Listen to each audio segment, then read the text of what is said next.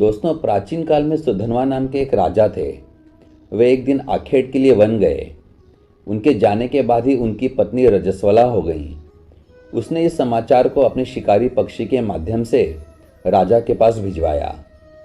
समाचार पाकर महाराज सुधन्वा ने एक दोने में अपना वीर्य निकालकर पक्षी को दे दिया। पक्षी उस दोने को राजा की पत्नी के पास पहुंचाने आकाश में उड़ चला। मार्ग में उस शिकारी पक्षी पर दूसरे शिकारी पक्षी ने हमला कर दिया। दोनों पक्षियों में युद्ध होने लगा। युद्ध के दौरान वह दोना पक्षी के पंजे से छूटकर यमुना में जा गिरा।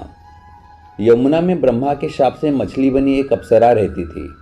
मछली रूपी अप्सरा दोने में बहते हुए वीर्य को निगल गई तथा उसके प्रभाव से वो गर्भवती हो गई। एक निषाद ने गर्भ पूर्ण होने पर उस मछली को अपने जाल में फंसा लिया। निषाद ने जब मछली का पेट चीरा तो उसके पेट से एक बालक तथा एक बालिका निकली। वह निषाद उन शिशुओं को लेकर महाराज सुधन्वा के पास गया। महाराज सुधन्वा के पुत्र न होने के कारण उन्होंने बालक को अपने पास रख लिया, जिसका नाम मत्स्यराज हुआ। बालिका निषाद के पास ही रह गई और उसका नाम मत्स्यगंधा रखा गया। क्योंकि उसके अंगों से मछली की गंध निकलती थी, इसलिए उस कन्या को सत्यवती के नाम से भी जाना जाता था।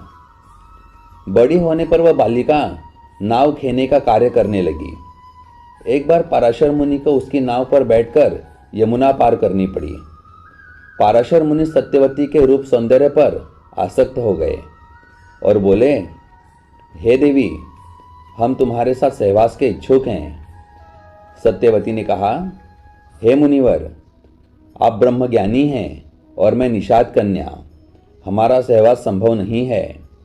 तब पराशर मुनि बोले, तुम चिंता मत करो, प्रसूति होने पर भी तुम कुमारी ही रहोगी। इतना कहकर उन्होंने अपने योग बल से चारों ओर घने कोहरे का जाल रच दिया और सत्यवती के साथ संभोग किया। तत्पश्चात उसे आशीर्वाद देते हुए कहा, तुम्हारे शरीर से जो मछली की गंध निकलती है वह सुगंध में परिवर्तित हो जाएगी। समय आने पर सत्यवती के गर्भ से वेद वेदांगों में पारंगत एक पुत्र हुआ।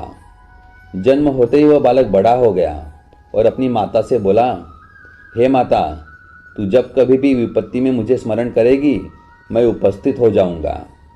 इतना कहकर वे तपस्या करने के लिए द्वैपायन द्वीप चले गए। द्वैपायन द्वीप में तपस्या करने तथा उनके शरीर का रंग काला होने के कारण उन्हें कृष्ण द्वैपायन कहा जाने लगा। आगे चलकर वेदों का भाष्य करने के कारण वे वेद व्यास के नाम से विख्यात हुए।